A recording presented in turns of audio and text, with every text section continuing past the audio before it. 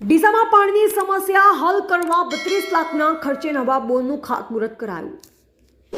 ડીસા નગરપાલિકા દ્વારા શહેરના વોર્ડ નંબર 6 અને 7માં પાણીની સમસ્યા હલ કરવા માટે એક મહત્વપૂર્ણ પહેલ કરવામાં આવી છે। આ વિસ્તારોમાં પાણીની તકલીફને દૂર કરવાના હેતુથી નગરપાલિકાના પ્રમુખ શ્રી વાસુભાઈ મોઢના હસ્તે એક નવા બોરનું ખાતમુહૂર્ત કરવામાં આવ્યું છે। આ નવો બોર ગુલબાણી નગરના કોમન પ્લોટ પાસે બનાવવામાં આવશે, જેનો અંદાજિત ખર્ચ 32 લાખ છે। આ પ્રોજેક્ટથી વોર્ડ નંબર 6 અને 7ના રહીશોને પીવાના પાણીની સમસ્યામાંથી કાયમી રાહત મળશે।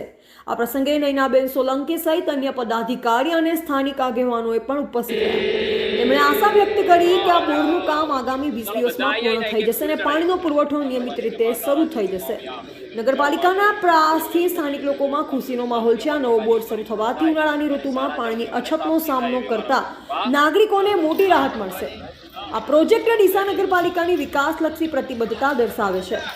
વોર્ડ નંબર 6 અને 7માં ઘણા ટાઈમથી પાણીનો પ્રશ્ન હતો, જે જનરલ બોર્ડની અંદર બોર મંજૂર કરવાનું સૂચન થયેલું અને એ સૂચનના હિસાબે આજે અહીંયા બોરવેલનું કામ ચાલુ કર્યું અને 6 અને 7ના વોર્ડમાં પાણીનો પ્રશ્ન કાયમી માટે હલ થઈ જશે। કેટલી સોસાયટી છે?